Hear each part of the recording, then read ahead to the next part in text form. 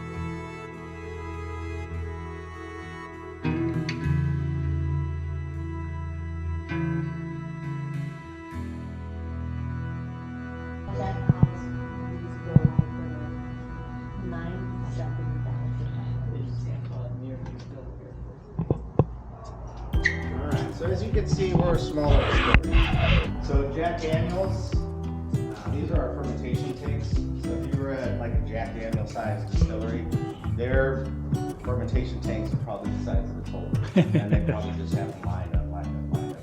But no matter where you go, you have to either number or name your equipment just so you can track everything, which one you made which alcohol out of. So if anyone comes in and checks, you can do what batch it was, what tank it was in, what. So instead of numbers, we obviously went with names. So these are the fermentation tanks. So they got big names. You got Pat, Sherman, Abrams. That's Olaf over there. His job is to pull all the equipment down. So if it starts to overheat, it'll pull it off. Oh, I thought you were making some kind of ice cream or something. No, it's pretty cool. There to chill stuff out. So everything starts right here, though. This is being the cooker. So this is where we're going to start. We got grains and water. What's that? Yeah, sure. Add grains and water and start that process of heating it up. And pretty much we're just kind of making a big batch of oatmeal at that point, you know. So once that process is done, it's going to run through this machine right here. It drops down inside a big auger, and it's just squeezing the juice from the grains. So the juice will drop out of here, the grains pop out of the back. And we're almost, it squeezes it so like tight that it's almost dry at that point. So we want every drop of liquid we can get, pretty much is what we're going for. So after that process is done, this is when it's going to go into the fermentation tanks. And I think in this batch right here, we're making rum. Yeah. This one we're making rum, and you guys are more than welcome to step up and check it out. So rum's a little different, and that's something new that we're making here. And I'm still learning the process on that. It takes a lot of sugar, a lot of molasses, a lot of... no, we have made one before. Just a quick one, because as a distillery, we don't hold the same kind of liquor license a restaurant or bar would. So we can't just buy rum from a, like a supplier. We have to make it. So if we want vodka, we gotta make vodka. If we want vodka, we gotta make it. So that's why we're making it. So it smells really good, right? A lot of molasses, a lot of sugar. I think this one is full right here too, and this one's doing moonshine in. Alright, so this one you won't be able to put the camera in because we just ran a batch, so it's so hot. So after that process is done, it's going to ferment in there for about 5 to 7 days. That's where we add the yeast. So yeast is very active. It likes to grow, multiply, move around. So it almost looks like it's sometimes where someone's like pretty much stirring it, but it's just the yeast moving and activating pretty much. So it just keeps going. So after about 5 to 7 days, we're going to take it, put it in this hot still right here. This one we call Amazing Grace, and the reason why is all this wood wrapped around the equipment's from an old abandoned church out of Kentucky. It doesn't serve any actual purpose, doesn't help anything, but it just looks really, really good. How did you guys come about that wood? Barry got all that. So Barry pretty much built and designed all this stuff. Or not built, bought it, but right. Designed where he wanted it, put it, make it how he wants it to look. So when all that liquid goes into here, that's when we're going to heat it up. So this is kind of hot right now. They just ran a batch yesterday. But alcohol actually will start to evaporate before water, so it's about 173 or so. The vapors will start to shoot up. And the good thing about it too is when you see distilleries using copper, that's a good thing, and you want it to look dirty like this because that means they're using it. You go in one and it's just nice, clean, shiny. They're probably not running a lot of alcohol, or they're just bottling it and saying. So it gets a little weathered after it's used? Yeah, I mean, the more you keep using it, the more it's going to tarnish. So, I mean, this one's pretty tarnished, which shows that we do a lot of process. Now, is that a motor? Yeah, so we want that moving around so it'll be spinning in there as that starts to evaporate. So copper also plays a big role too. If you've ever had like a really bad line, there's a lot of sulfites in it. So the copper actually helps to draw the sulfites out of the alcohol, so it makes it smoother, less headaches, stuff like that. Really? Yeah, so this plays a big part of that. And the easiest way for me to explain this part to the column is like vodka, all right? So what a column does is that's when you're going to start your distilling process. So as this runs through as vapor, you're going to keep this very, very hot, and you keep the top part to be cold. Shoots up as vapor, gets the cold spot, drops down, and starts to form a pool of liquid right here, and starts to distill itself. So when you're distilling, what you're doing is you're removing the flavor of all the stuff that you used to make it alcohol. So you can do vodka, you can do corn, potato, pretty much anything, rice. So what you do, because vodka has to be 190 proof per drop, it has to have no flavor at all. That's what classifies as vodka. So in order to do that, most columns or people that mass produce vodka is going to be 10 of these things stacked up. So when we try to make some vodka just for the distillery here, we had to run it through. It took us about 3 days to make 30 bottles. So a vodka column would be about 3 times this height. Oh, wow. Yeah, so what it does is as it shoots up, each time it moves up through, you keep distilling it out. What you're doing is removing all the flavor and then upping the fruit as it goes up. What's this a typical size for? Like whiskey? We Or? do gins, and we do Gins. whiskey. When we do the moonshine and whiskey, we don't really use this as much as trying, because we want you to taste the corn and the moonshine, we want you to taste the rye and the whiskey. So we don't want to take that part out as much. With the gins, we use it though because we want to remove some of that so you can actually taste the flavors of the gins. We do things a little different too. So a lot of people, what they'll do is, like a big bucket like that, as they're filling their alcohol, when they're making gin, they're going to infuse it with stuff. So they could throw pickle in there. They wanted a pickle gin or a cucumber or flavoring or something like that, right? But we do it different. We like to use a gin basket. So in the gin basket, inside of this part right here, it's just a big basket with all holes in it. So to flavor our gins, what we do is we pack that full with what we're trying to go flavor it with. So things that carry a lot of oils is how you get those flavors. So right. Cucumber we can't do because it's a water-based form. You can't pull that flavor out. Right. So one of the gins you guys will try, we call Hot and Dirty. We'll pack that full with jalapenos and olives and bird peppers. So you get like a nice little spice to it. Another one we call David Douglas. It'll be packed full with rosemary and pine needles. And then of course our flagship gin is juniper, grapefruit peel, lemon peel, lime peel, and coriander and black peppercorn. So what happens is once that shoots through, you turn that back to where it's warm, passes back through its vapor, goes through the gin basket, and it carries the oils of all those flavors, and that's how we get our flavor.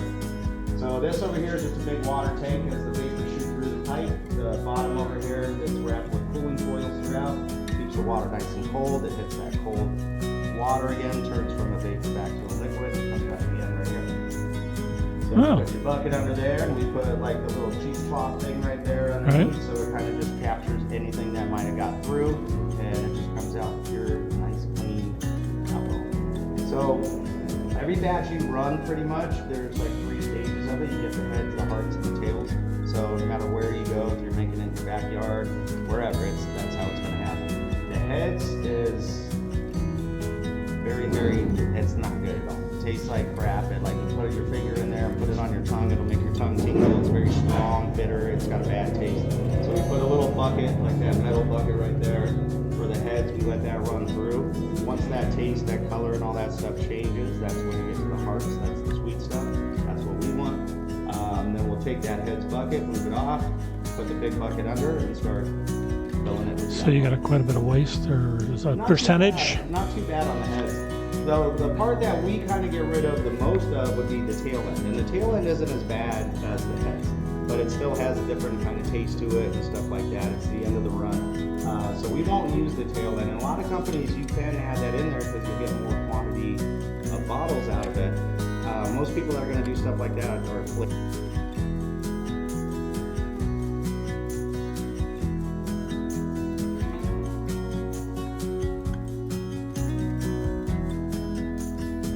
we don't do that. We want high quality bottles and cleanest liquor that we can get. So after that point, then that'll get drained out. That's a big water tank right there. We put it in there. Sometimes takes it out. Put it in the hopper and all that. And it's gonna run it out.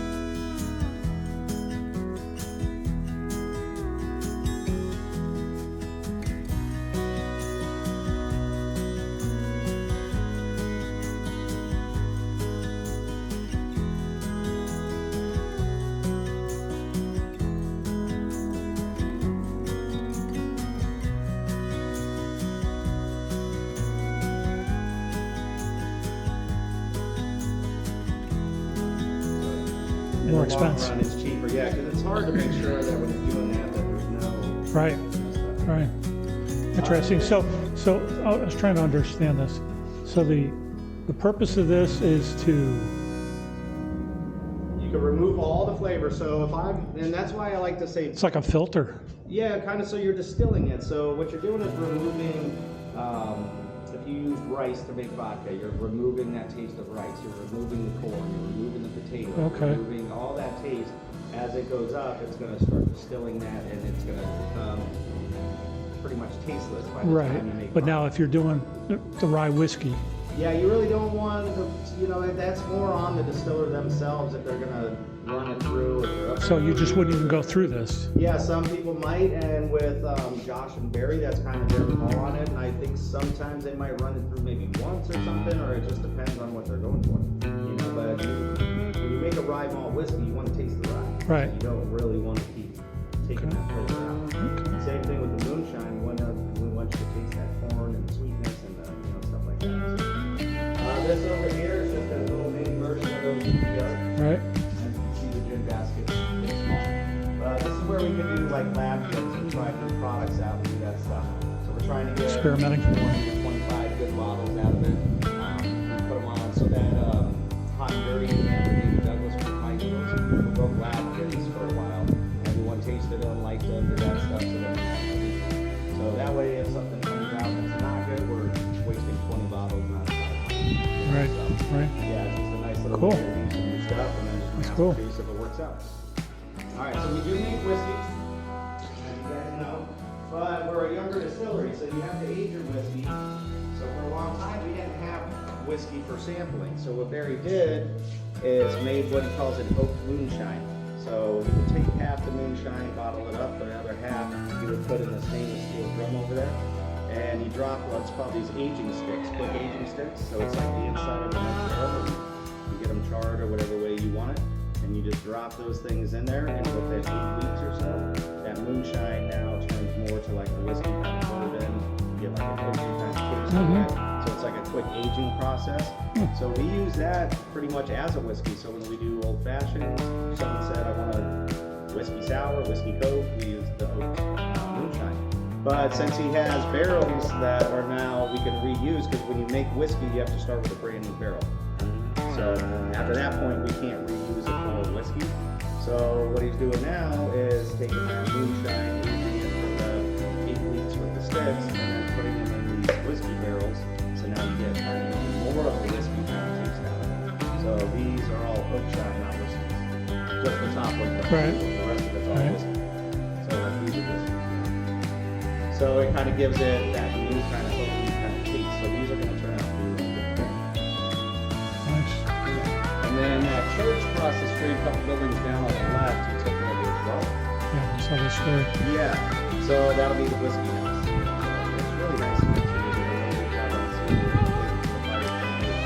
So you guys are expanding into rums and you're gonna do some more whiskeys? Well, the rums, I don't know if he wants to mass produce rum or not. No. Just kind of here, so it's just I don't know what they're gonna do on that part yet. But they're coming up with new stuff all the time. They made some orange liqueur, some grapefruit liqueur. The aquavit we mass produce now, and a couple of new ones out there. So you guys are good to try. Cool. All right. Cool. That's about it on that. Thank you. Thank you. You guys want to do the tasting or? I've had just about everything. The only thing I haven't had is the aquavit. Now, I don't know about my son. Can't speak for.